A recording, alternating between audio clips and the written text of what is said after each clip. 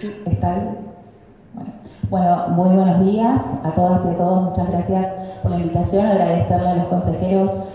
compañeros del Consejo de la Magistratura de Chaco, que me pidieron ser parte del panel, pero por sobre todo para contar la experiencia de la labor parlamentaria.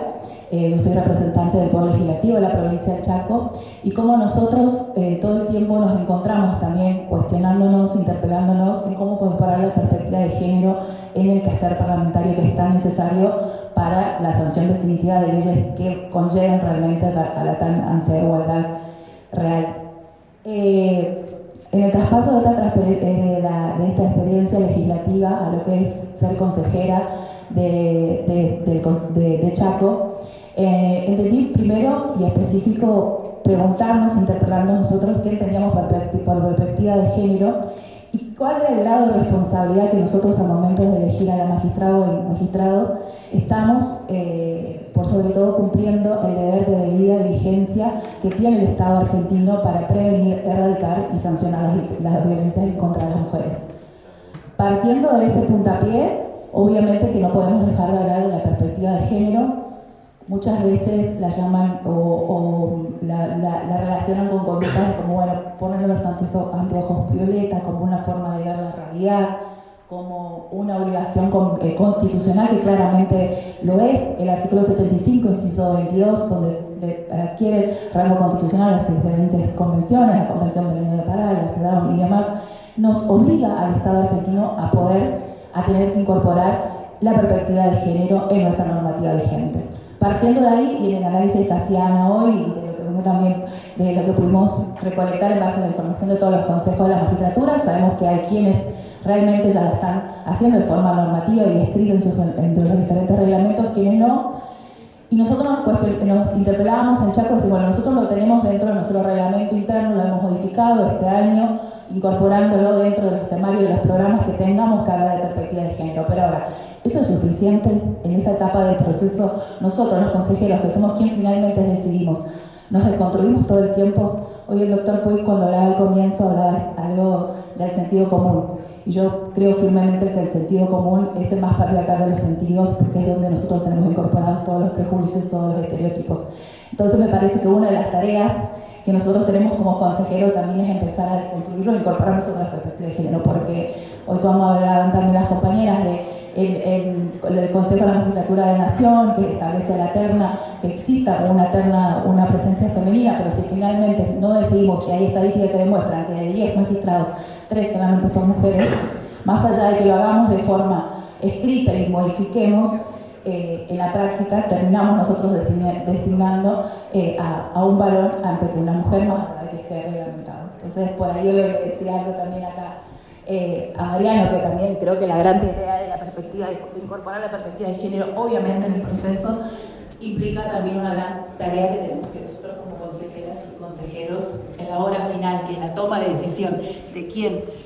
como hoy también lo decían, en este proceso que hoy tiene la justicia, donde no solamente la clase política está siendo muy cuestionada y desprestigiada, sino también el sector judicial, nosotros tenemos una gran responsabilidad. Partiendo de esto, que es algunas cuestiones que le comentaba hoy, de esto de qué entendemos, de qué es la perspectiva de género, que es esta ruta analítica que tiene que estar presente en las sentencias, que era uno de los disparadores también de este conversatorio. Entonces, obviamente que es necesario que esté presente, pero por sobre todo que nosotros tengamos claro qué significa perspectiva de género. Muchas veces esta categoría analítica que debe estar presente se lleva a creer también que la perspectiva de género es hacer un curso de la ley Micaela o que es recitar las convenciones, que obviamente la ley Micaela ha significado un antes y un después y que ha sido el puntapié inicial para que hoy también nosotros estemos hablando aquí. La veo a Marisa, que ha sido una de las grandes impulsoras, la doctora Marisa Herrera, y que realmente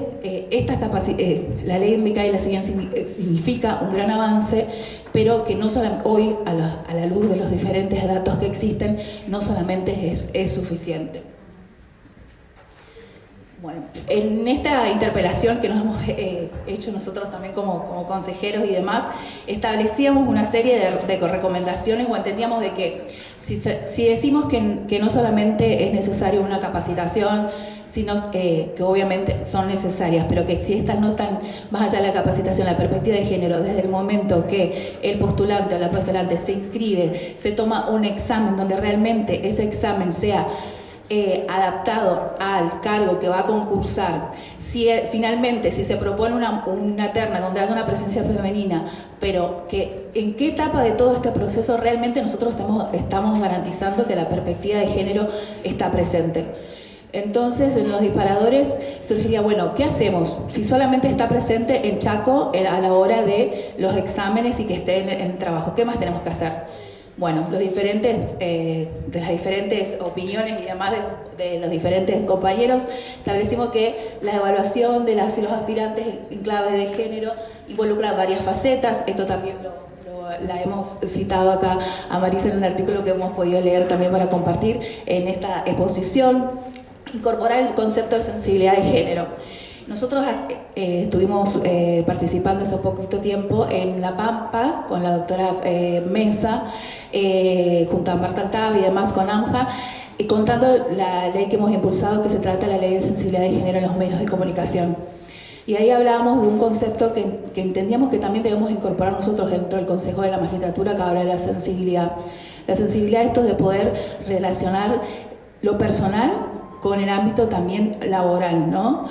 Obviamente que siempre estamos hablando desde la perspectiva de esta mirada que tenemos que tener nosotros al analizar una sentencia, analizar el caso, pero también la sensibilidad que tiene que ver con lo más profundo que nosotros tenemos, que es en la formación también de nuestro sentido común, de esto que hablamos hoy, de poder desconstruirnos y demás. Y nos pareció importante también empezar a hablar de esto, ¿no? Empezar a hablar de la sensibilidad de género. Bueno, esto me parece también establecer las capacitaciones constantemente para los jueces y fiscales y demás. Nosotros hace poquito tiempo tuvimos en Chaco un caso que nos ha atravesado, que ha sido el femicidio de Marilu Robledo. Marilu Robledo había hecho, en la Fiscalía de Género, tenemos 4 fiscalías de género en Chaco específicas para la temática, había hecho más de 24 denuncias, luego se llegan a que son 11. Era en la Fiscalía especializada. La familia con algunas organizaciones inician el jury para este fiscal, que ahora nosotros lo estamos tratando, y se abre un nuevo concurso y demás, donde queda una nueva, ahora queda seleccionada una mujer y demás. En el análisis que se pudo hacer y que la nueva aspirante nos contaba, y es donde nosotros también pudimos develar la presencia de tener realmente esta mirada para saber reconocer que había una mujer víctima de violencia que estaba en una extrema vulnerabilidad y que se encontraba en peligro. Cuando la nueva fiscal nos hace todo el estudio de las diferentes causas que tenía, de las causas que estaban sin abocar y demás, entendimos en ese momento de que también era necesario no solamente al momento de tomar el examen y su posterior designación, sino que también había que, por una forma de rendición de cuentas, establecer capacitaciones constantes durante diferentes periodos para las magistradas y los magistrados, más aún aquellos que trabajan en fiscalías especializadas que tienen que ver con género. Esto es una de las cuestiones que nosotros lo estamos trabajando en Chaco, que como el Poder Legislativo tiene 2 representantes, uno por el oficialismo y otro por la oposición, lo estamos trabajando también en un proyecto de ley que seguramente lo vamos a estar compartiendo porque nos pareció importante poder trabajar y estableciendo ese tipo de capacitaciones. Otra cuestión, como para pasarnos el tiempo, era la publicidad de los aspirantes, que es otro tema que lo hablamos en la última reunión también del Consejo, que más allá que teníamos que dar a conocer para una forma de transparentar, pero por sobre todo que la ciudadanía sepa quiénes son los que integran las ternas, quiénes son los consejeros. Muchas veces, y esto haciendo una mera autocrítica también como parte de nosotros del Consejo, la ciudadanía no sabe cuáles son los cargos que se postulan ni quiénes son los postulantes y demás. Entonces también establecimos dentro de los nuevos de este proyecto que estamos trabajando, poder que exista como un requisito o reforma dentro del propio reglamento para que se puedan conocer quiénes son los diferentes aspirantes para estos cargos, que la ciudadanía tenga esa información. El artículo 2, esto es ya precisamente lo de Chaco, que establece en el punto 5 la temática de género y violencia contra las mujeres en el marco de la ley Micaela, que estamos adheridos nosotros a través de la ley de Natalia Samaniego. Esto era lo que hablaba un poco Ana hoy cuando hablaba y hacía mención del artículo 40 y 41 del Consejo de la Magistratura de la Nación, que exigen tener la eterna la presencia femenina, pero los últimos datos que veíamos hoy también, que cuando esto sea la selección final, más allá de que estén las ternas, solamente 3 mujeres acceden de 10 candidatos. O sea, implica que esté la obligatoriedad de la terna no significa que finalmente sea elegida la mujer. Nosotros, lo que es para la elección del ministro o la ministra de lo que es jueces del Superior Tribunal de Justicia y procuradores de la provincia del Chaco, hoy el año que viene vamos a tener otra vez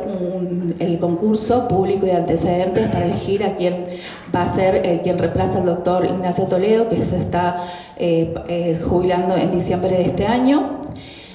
Y el último párrafo habla del artículo 1 que dice: al momento de la consideración de cada propuesta se tendrá presente en la medida de lo posible la composición general del Superior Tribunal de Justicia de la provincia para posibilitar que la inclusión de los nuevos miembros permita reflejar las diversidades y procedencias regionales.